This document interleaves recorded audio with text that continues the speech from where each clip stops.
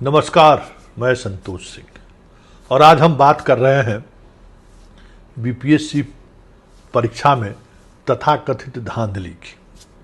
जी हाँ, जिस धांधली को लेकर हजारों छात्र सड़क पर हैं। हम बात कर रहे हैं उस तथाकथित दरोगा बहाली में बड़े पैमाने पर खेल का, जिसको लेकर हजारों छात्र सड़कों पर हैं। गर्दनी बाग धीरे धीरे जंतर मंतर की तरफ बढ़ रहा है। गर्दनी बाग धीरे धीरे रांची की तरफ बढ़ रहा है और जिस तरीके से छात्रों का आक्रोश बढ़ रहा है, आने वाले समय में बिहार की सरकार को भी जंतर मंतर और रांची की तरह झुकना पड़ जाए तो कोई बड़ी बात नहीं होगी। आज उस आंदोलन को पप्पू यादव ने अपने हाथों में लिया है और पप्पू यादव गवर्नर से मिलने गए और गवर्नर से मिलने के बाद दो बातें उन्होंने कही है, महत्वपूर्ण बात। एक तो दरोगा बहाली के मामले में उसके चेयरमैन को राज्यपाल बुलाकर बात करेंगे और दूसरा बीपीएससी के मामले में बात करेंगे। देखिए, बीपीएससी के मामले में अब बहुत सारी चीज़ें सामने आनी शुरू हो गई है। जिस तरीके से बीपीएससी के चयनित अधिकारी, एसडीएम, डीएसपी, बीडीओ, सीओ जो लोग चयनित हुए हैं, जिनका ट्रेनिंग बोध गया में चल रहा है, और ट्रेनिंग सेंटर के दौरान जो रील्स और जो आजकल सोशल मीडिया पर जो एक अपनी एक्टिविटी को दिखाने की जो कोशिश होती है, उस कोशिश में जिस तरीके से अशुद्धियाँ सामने आ रही हैं, ऐसे में यह सवाल उठने लगा है कि बीपीएससी अधिकारी बहाल किया है या चपरासी को बहाल किया है, जिसको आप कह सकते हैं कि गणतंत्र दिवस, स्वतंत्रता दिवस, इंडिपेंडेंट डे लिखने नहीं आ रहा है, गवर्नर लिखने नहीं आ रहा है।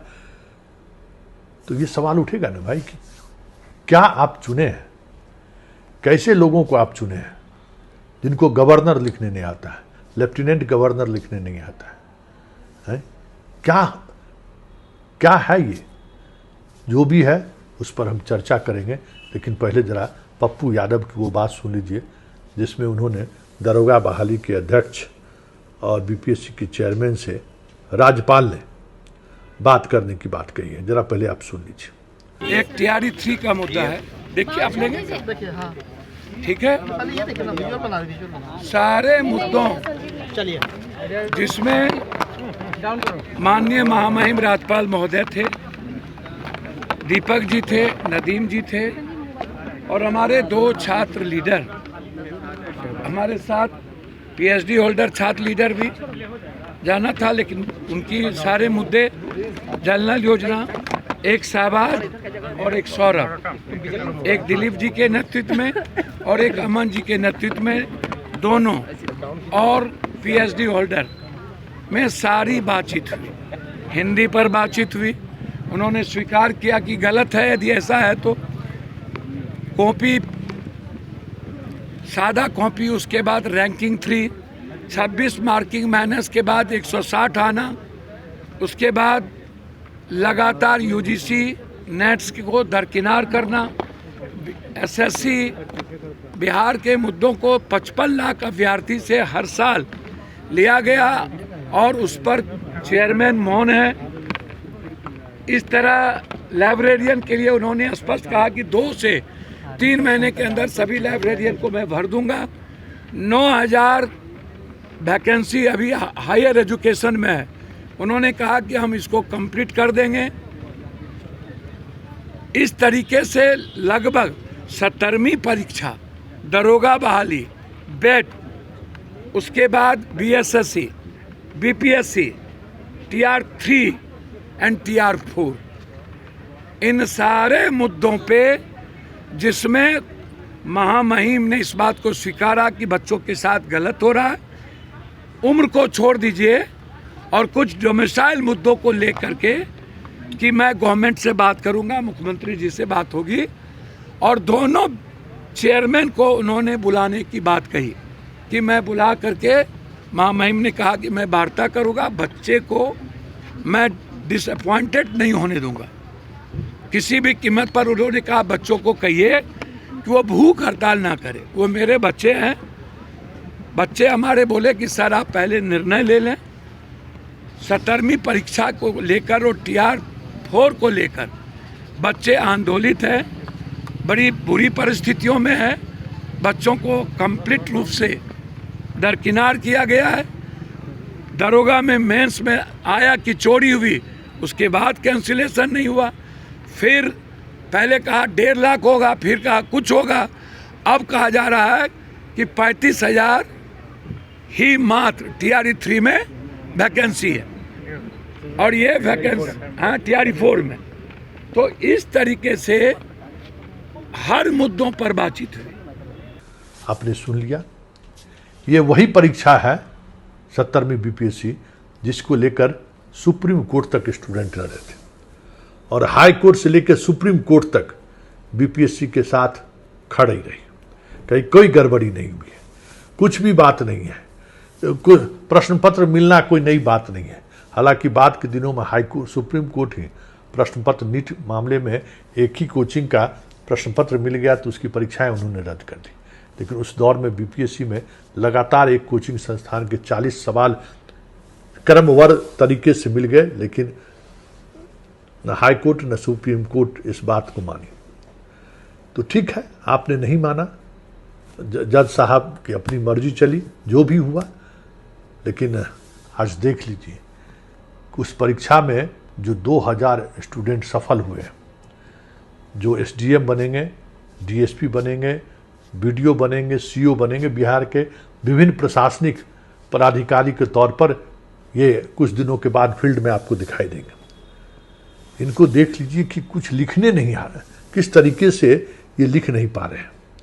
BPSC के ये क्या है, गवर्नर जनरल नहीं लिख पा रहे हैं, ट्रैकिंग नहीं लिख पा रहे हैं, बहुत सारी ऐसी चीज़ें आई हैं जिसको आप देखकर हैरान रह जाएंगे कि भाई ये आदमी SDM है, SDM बनेगा और इसको गवर्नर जनरल लिखने नहीं आता है, इसको ट्रैकिंग लिखने नहीं आता है। आप समझ लीजिए कि किस स्तर के बच्चों को इन लोगों ने चयनित किया है। और इस मामले के सामने आने के बाद तो और भद पीट रही है BPSC का। बताइए ये सब जाके फील्ड में क्या करेगा और ये सब किस तरीके से सुशासन लागू करेगा सरकार का, जिसको खुद लिखने नहीं आ रहा है। और ये सिर्फ वानगी है, बाकी अगर ट्रेनिंग सेंटर में अच्छे तरीके से पढ़ाकर परीक्षा लिया जाए तो बहुत सारे बच्चे फेल हो जाएं तो कोई बड़ी बात नहीं होगी, क्योंकि छन छन कर खबर आ रही है। वहाँ जो टीचर के रूप में पढ़ा रहे हैं IAS IPS जिनको ये जिम्मेवारी है, वो लोग भी हैरान हैं कि इस बैच में अधिकारी आया है कि चपरासी आया है, किसको हम पढ़ाने जा रहे हैं, कौन है ये, न ठीक से इंग्लिश समझ पा रहा है न ठीक से हिंदी समझ पा रहा है, ये आखिर किस विषय में इससे बात किया जाए। मतलब ये स्थिति है, इस तरीके से चयन हुआ है।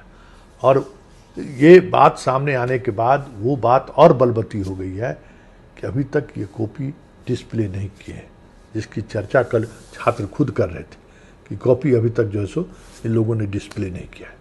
मतलब कॉपी पब्लिक डोमेन में आया नहीं है कि टॉपर का कॉपी कौन सा है, सेकंड टॉपर का कौन सा कॉपी है, या हमको जो नंबर दिया गया है वो क्या है, क्योंकि कॉपी को स्कैनिंग करके टीचर के पास भेजा गया था देखने के लिए और वो नंबर देकर चले आए। छात्रों का आरोप है सीधे तौर पर कि ये अब बैठ के 1 महीने से नंबर का मिलान कर रहे हैं कि जिसको हमने पास किया है उसके कॉपी पर हम उतना नंबर डाल दें और उसमें ये समय लग रहा है, वजह जो भी हो। लेकिन जितना वक्त कॉपी को ये पब्लिश करने में लगा है उससे ये संदेह और बढ़ा है। और उसके बाद इस तरीके की लेखनी, इस तरीके से अशुद्धियाँ और छात्रों को का जो आरोप था उसको मजबूती प्रदान हुआ है कि वाकई में ये लोग गलत तरीके से चुनकर तो नहीं आए। क्योंकि जो आदमी अगर ट्रैकिंग नहीं लिख पा रहा है, जो आदमी गवर्नर नहीं लिख पा रहा है, जो व्यक्ति इंडिपेंडेंस डे को ठीक तरीके से नहीं लिख पा रहा है, आखिर उससे आप क्या उम्मीद कर सकते हैं। कैसे चयन हुआ है, जबकि अंग्रेजी सब्जेक्ट भी है, फिर भी आप जो है सो ये स्थिति है, हिंदी भी नहीं लिख पा रहे हैं ठीक से, कैसा चयन का प्रक्रिया रहा है। तो ये जो बीपीएससी के पीटी के परीक्षा के बाद जिन लड़कों ने हाई कोर्ट से सुप्रीम कोर्ट तक लड़ाई लड़ी और उन्होंने कहा कि किस स्तर पर खेल हुआ है, और हाई कोर्ट और सुप्रीम कोर्ट ने जिस तरीके से छात्रों की उस दलील को पूरी तरह से खारिज कर दिया, आज चयनित छात्रों का गोल्ड मेडल देखकर हमें लगता है कि हाई कोर्ट और सुप्रीम कोर्ट के जज बड़ी खुशी महसूस कर रहे होंगे। वाह, खुशी महसूस कर रहे होंगे कि चलिए हमारी वजह से ऐसे लोग भी बिहार में पदाधिकारी बन गए।